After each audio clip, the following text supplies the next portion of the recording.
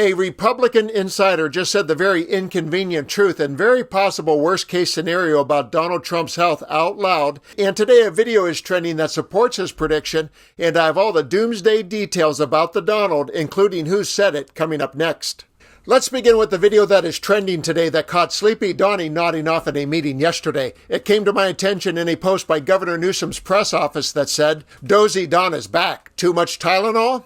Which was a share of an Aaron Rupar post that said, Trump's mouth starts drooping as he struggles to stay awake during this Antifa roundtable. I've been covering violence in the streets just this year, just this year, it's always been from left-wing people. Radical left-wing people. And it's not even just Antifa anymore. I've witnessed them firebombing police departments and federal property. I've witnessed them making death threats against federal agents, police officers, journalists. I think I've witnessed...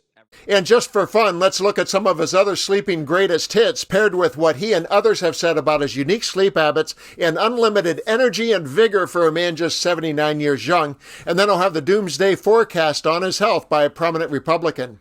Doctor, could we ask you a question? Yes, what would you like? Who's the healthiest, Bush, Obama, or Trump? They said there's not even a contest. By far, the healthiest is President Donald J. Trump. I said, I love that guy. That guy is great. Learn just working with him like every day is he doesn't have an off switch.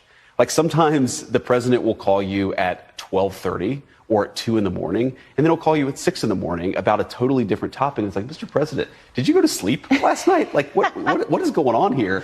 Give people a window into what it's like when you bring the president a decision or you call him at night to brief him on an issue. Yeah. What's that like? None of us can keep up with him. We always joke. I don't know how he does it. I mean, none of us know when he sleeps. He's working all the time. What traveling with him is like in the first term, because I had this source who said, you never want to be on Air Force One on a trip. And I said, why? Like, you'd think you want to be in the axis of power close to Trump.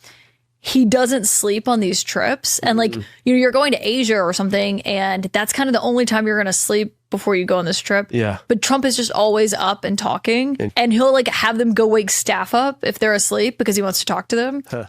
As you just saw, the legend of Trump's ability to conquer sleep doesn't quite measure up to the video evidence. And to be fair, nodding off is not uncommon for a 79-year-old. But the legend persists, as does his air of invincibility, at least among the faithful. But at 79 years old, he is far more vulnerable than he is invincible, and that brings us to our featured story. Enter Rick Wilson. Wilson is a Republican strategist, or at least he was before Trump.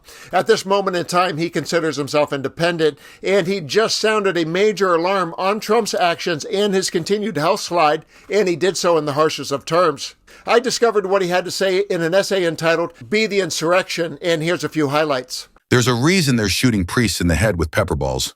There's a reason they're calling in fake 911 calls to claim ICE is under attack.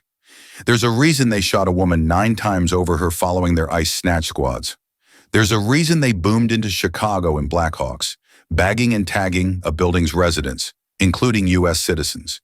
It's to set the stage for the Insurrection Act's declaration. Let's be clear, this isn't about law and order or immigration. It never has been. It's about power. But we have a power that Trump and his minions will never understand. The power of a free people united in defense of their liberty. Trump may declare this country in a state of insurrection in the coming days. It will be the political and moral battle of our lives to resist it, to overturn it, to overcome Trump and Trumpism in a final battle for the soul of this nation. Let this be a clear warning to those who would enable an assault on 250 years of American liberty. You will not reign forever. Your dear leader will be dead sooner than you imagine, given his failing health and corroded mind.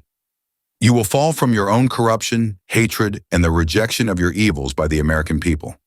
The lawful power of the people will be used to deliver decisive, agonizing consequences. Legal, political, economic, and social punishments are the only warning that will work. Those who betrayed this nation will be tried and handed punishments so severe that generations to come will remember that America is, by its very DNA, engineered to destroy tyranny. For the full story, check him out on Substack. Since this report is on Trump's declining health, it was Wilson's line, "Your dear leader will be dead sooner than you imagine," that caught my eye.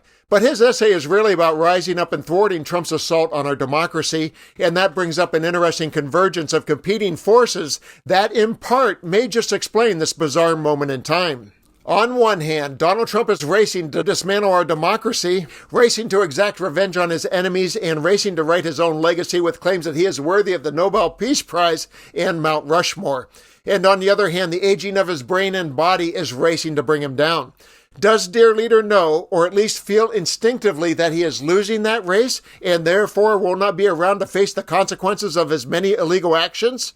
That's what I think, and now I want to know what you think. Please leave a comment below, and let's continue to occupy democracy together.